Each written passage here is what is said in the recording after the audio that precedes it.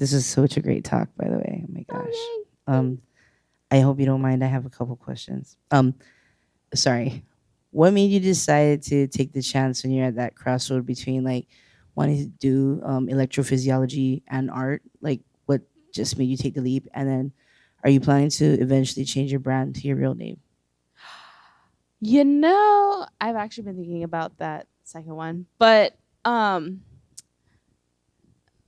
I think I don't know. It was during COVID, and we were stuck on Lanai, and I was at this crossroads where I had just gotten fired. So I guess that played a role into it, um, and that I think I was really lucky to find a lot of traction in the beginning, early on, because during COVID, everybody was looking for home decor and artwork to put on their walls and to support local. And that was exactly what I was putting out. I was putting out art prints. Everybody wanted to put it for their homes. And this sounds really weird, but there was a moment where usually I will stress out thinking about what if this goes wrong, this all of this.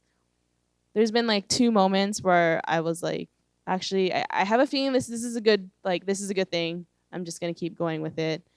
One was the artwork, and when I was like, you know what, I'm gonna leave this behind. I still cringe when I see people training with really bad form in the gym.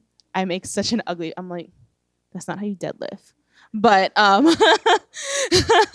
so yeah, it was kind of like this moment of calmness. I don't know if it was because I was stuck on Lanai, um, but I was like, okay, I'm enjoying this. I'm gonna keep going. This is the first time I felt like I'm doing something different in a long time.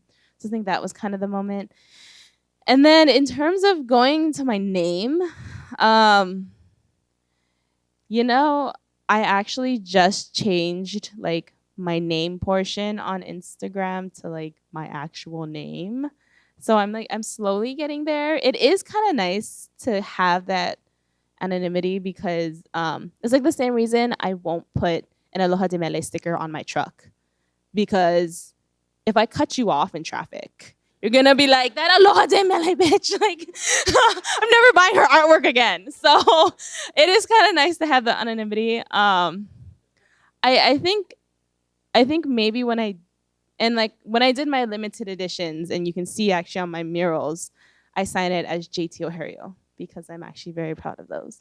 So I think slowly as I create more pieces that I'm like, yeah, I did that. I'm gonna put my name on it.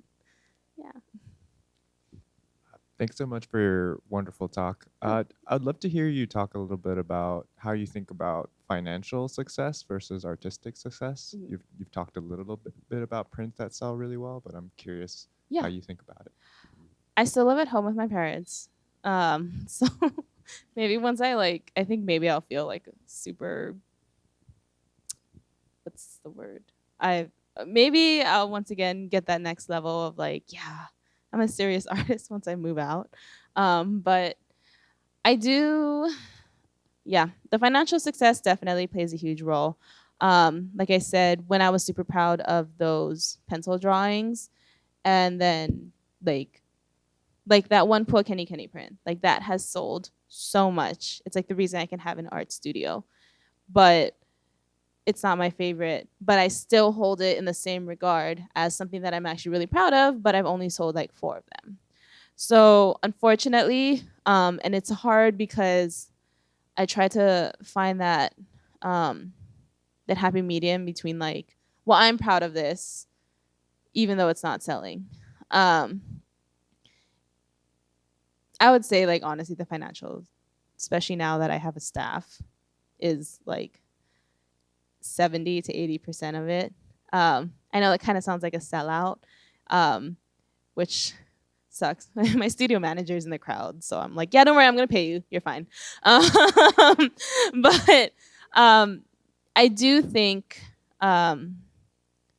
since it's an easy number to see, I think financial numbers, and in terms of, and now I can't remember the word, validation. It's the easiest for me to rely on that, especially with social media. So I'm actually trying not to do that so much. But then again, I also have to like pay my bills. So as of right now, it's probably above the 50%. Yeah. Did that answer your question? I think.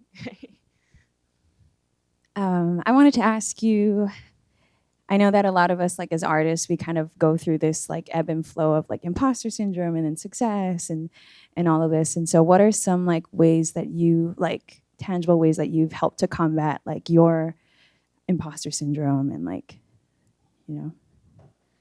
I think I don't know. I still have it. No.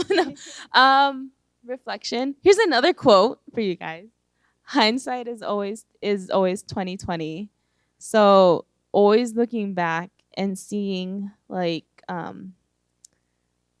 yes, there's a few pieces that I'm able to look back and be like, oh my god, I drew that. Like, yeah.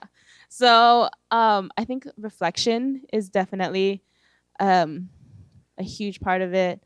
I would also say validation of being asked to come and talk at things like this also makes me feel better about myself.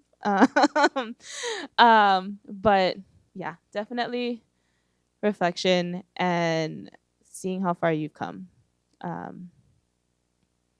and eventually putting it on your tax refund that you are indeed an artist. Yeah, thanks. Let's hear it again for JT. Great job.